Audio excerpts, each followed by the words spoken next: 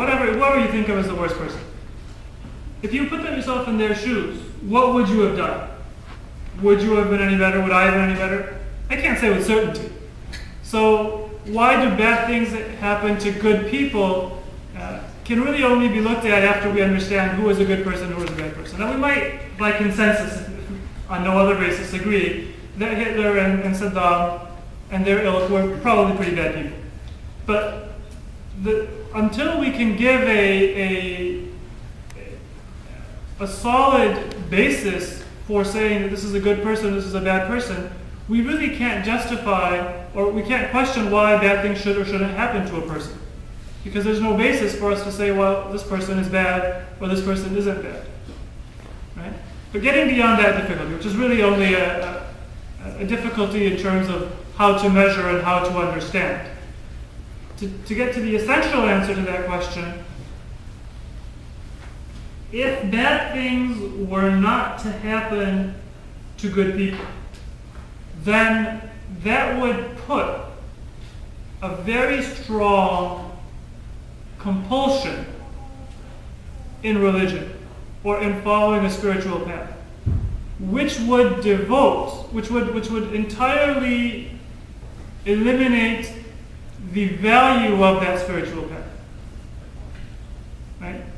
If an animal acts altruistically to defend its young, for example, or whatever other situation you may find that an animal acts altruistically.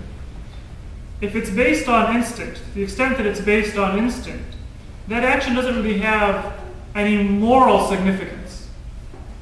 It's an imperfect example, but the point I'm trying to make is that if we are compelled to do something, then it really has no bearing on our moral development. It's really only if we choose to do something that it can be said to have value. If bad things didn't happen to good people, people wouldn't be good for the sake of being good. They would be good because they don't want bad things to happen to them. And so being good itself would therefore lose its entire meaning. It wouldn't be being good. It would be being prudent. It would be being safe. And from an Islamic perspective or from a religious perspective, God never intended a spiritual path or journey to be the equivalent of driving safe so you don't get into an accident or so that you don't have to pay extra in insurance premiums. He intended it to be not simply a question of convenience, but a question of moral relevance. So if good things only happen to good people, and evil only happens to bad people, whoever those bad people might be, morality itself, or the value of choosing our actions, would be lost. The meaning of life would have been lost. Does that make sense in answer to the first question? Yeah. And do you have a follow-up on this question, or is this a question? Very different question. All right. And then for the second question, very briefly, the perspective that a good person, that a believer will have with regard to tragedy, this is also a complicated issue because it deals with bad things that happen to us in terms of circumstances, the effects of our decisions, and there's different types of bad things that happen to good people. Let me give you an example. What if you have a child that was born with some disability, right, and Down syndrome or something on that line, right? So how do you take that if you believe in God? And right. So if it's a tragedy that's beyond your control, right? If it's one of those things from a religious perspective, and I can say this from an Islamic perspective, I can't presume to speak for a broader religious perspective.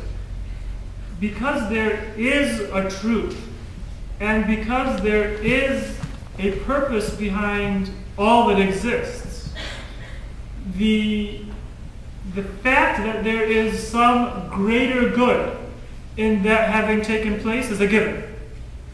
And our quest in life is only to discover what is that greater good that I may not be able to appreciate. Right? If you don't have a religious perspective, or if you don't believe in any deeper meaning in existence, right? And if you're an atheist in that sense, not believing in any deeper meaning in existence, you can live a life according to morals, or according to ethical standards. But when there's nothing beyond it, then that's simply a surface decision to live a certain life. That doesn't represent anything beyond that. So the difference is that from the perspective of a person who believes in a deeper purpose to creation, the effort is in trying to understand where is the silver lining in this cloud. But it's a given that there is a silver lining. Without that religious perspective, you have no reason to believe there's a silver lining at all. The most you can say is, it's easier for me to think there's probably a silver lining, and to give myself the feeling that, well, maybe I've discovered the true meaning or a deeper perspective on life by having suffered in this way. But it doesn't represent anything. So you can talk about how it gives a person a source of strength, how it makes it easier to bear tragedies and all of those things, but those are all effects. The actual difference is that from a religious perspective, whatever hardship you may face, you can take it for granted that it represents a deeper truth, that it represents your best interest. And you have to simply discover how that is, as opposed to it simply being an ill turn of fate that you have to deal with, but that might not really mean anything at all. Is that satisfactory or not? Good enough. Yeah. Don't hesitate to ask a follow-up Yeah. if it's not.